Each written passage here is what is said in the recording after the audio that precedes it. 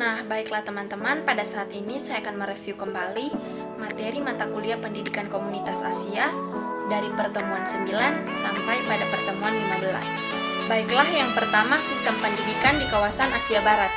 Nah, salah satunya di kawasan negara Arab Saudi.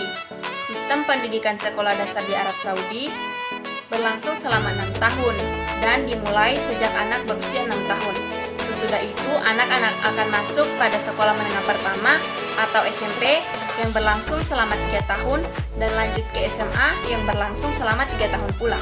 Kemudian, untuk yang akan melanjutkan ke tingkat universitas, memerlukan rata-rata 4 tahun untuk memperoleh gelar sarjana muda.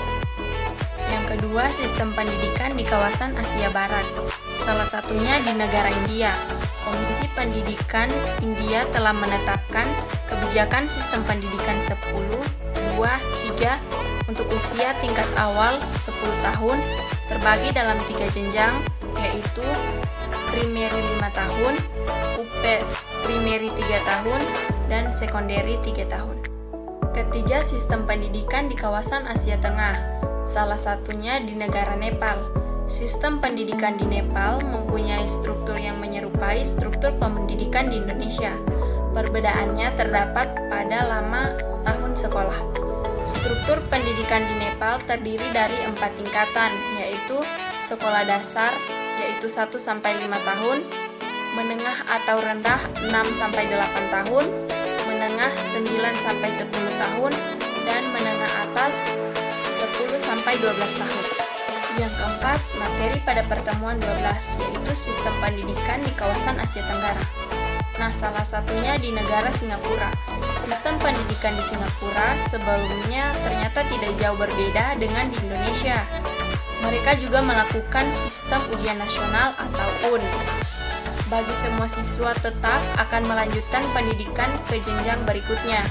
Wajib pendidikan di Singapura berlangsung selama 10 tahun. Nah, yang kelima, materi pada pertemuan 13. Sistem pendidikan di kawasan Asia Timur, salah satunya di negara Korea Selatan.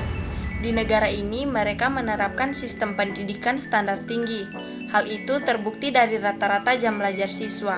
Di negara tersebut, jenjang SD dan SMP, kegiatan belajar mengajar dimulai pukul 7 sampai 16.30 dan untuk siswa SMA harus belajar dari jam 8 sampai pada pukul 22.00.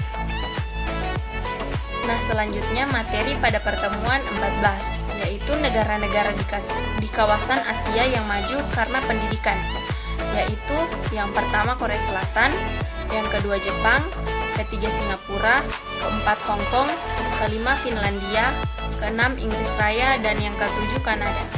Nah, yang terakhir kita akan membahas materi pada pertemuan 15, yaitu One Asia Foundation. One Asia Foundation adalah sebuah organisasi non-profit yang didirikan pada tanggal 21 Desember 2009. One Asia Foundation bertujuan untuk berkontribusi dalam pembentukan komunitas Asia di masa depan. Untuk tujuan ini, yayasan menjalankan dan mendukung arah untuk menciptakan komunitas Asia yang kaya, damai, dan aman, di mana orang-orang dapat hidup bersama dan memegang impian dan harapan masing-masing yang akan melaksanakan perdamaian dan kedamaian global. Nah, sekian review materi dari pertemuan 9 sampai pertemuan ke-15 yang dapat saya sampaikan. Lebih dan kurangnya saya mohon maaf. Saya ucapkan banyak terima kasih.